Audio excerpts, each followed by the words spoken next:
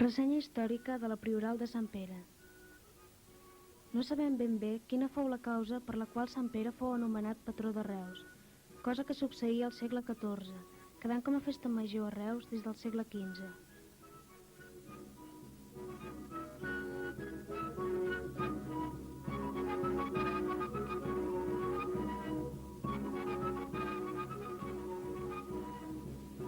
Els orígens de l'església no poden separar-se dels de la població de la vila de Reus, però en un principi hi havia en aquest indret una església romànica consagrada a Santa Maria a partir del 1159, 5 anys després de la fundació de Reus.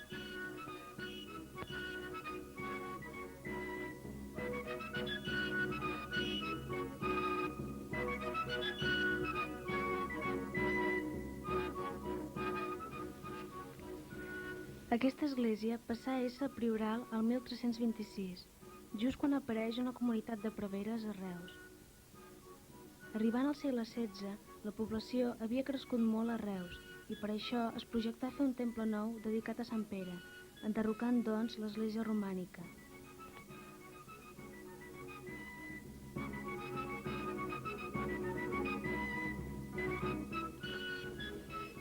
El 14 de maig del 1503 s'acordà el projecte del mestre Domènec Garrupe, però no s'hi treballarà de ple en l'obra fins al 1512, utilitzant-se l'església vella com a bastida de la nova. Els arquitectes d'aquestes primeres obres foren un tal mestre Font de Barcelona i el mestre Benet Otger de Lió. Aquests constructors aprofitaren els espais de la part del castell del Cambrer i de les cases dels voltants. Les obres s'anaven fent a preu concertat i s'iniciaren per l'absis, que al febrer de 1514 es trobava força avançat. Això permetia al mestre Otger determinar el nombre de creuers que tenia la nau i començar a aixecar els murs exteriors. Però el 1516 l'arquebisbe de Tarragona prohibia extreure la pedra de les canteres de Salou i Vilaseca, alentint les obres durant un any.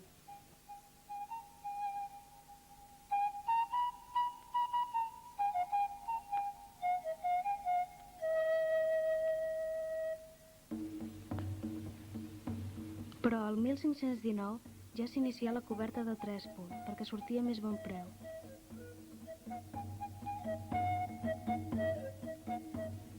Deu anys després s'enderrocà l'església romànica i la seva pedra s'aprofità per a la construcció del campanar, que ja s'havia iniciat el 1520.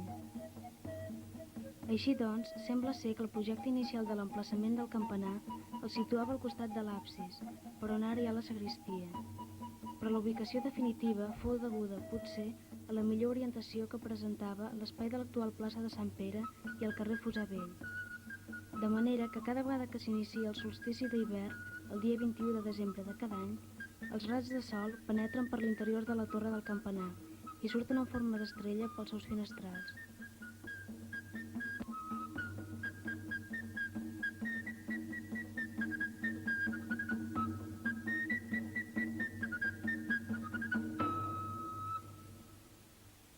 L'any 1543 es consagra un nou temple per a la festivitat de Sant Pere, el 29 de juny. Malgrat tot, la construcció no estava encara enllestida, perquè el gener de 1544 s'ensorrà part de l'obra, que fou refeta pels mestres Joan Mas, Antoni el Vell i Bartomeu Joan, arrel d'un projecte d'en Benet Carbó.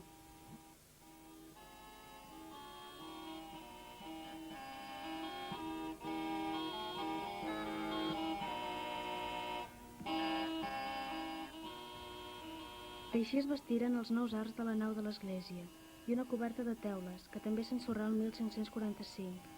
Finalment, després que el mestre Domènec Sarover enllestís el cor de l'església i el campanar els anys 1564 i 1566 respectivament, l'església fou consagrada per segona vegada el 23 de juliol del 1569.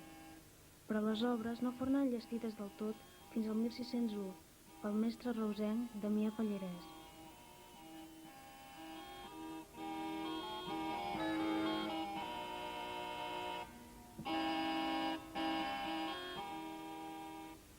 Mentrestant, a l'últim terç del segle XVI, s'havia anat fent el retaule del presbiteri, que no s'acabà fins al 1630.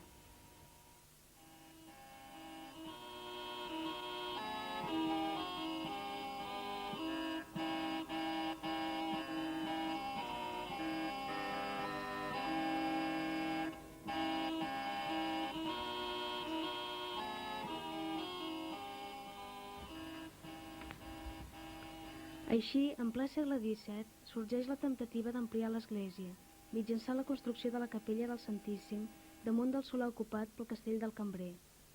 Però la temptativa fracassà, perquè el capítol de canonges no va voler cedir aquell terreny, que era de la seva propietat.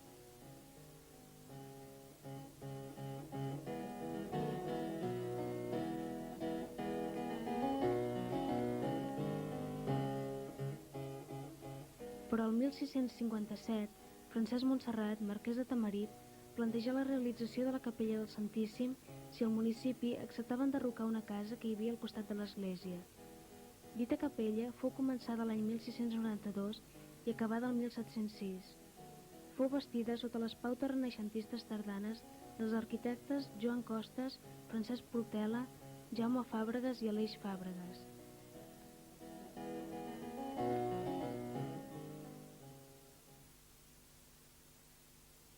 Ara tothom.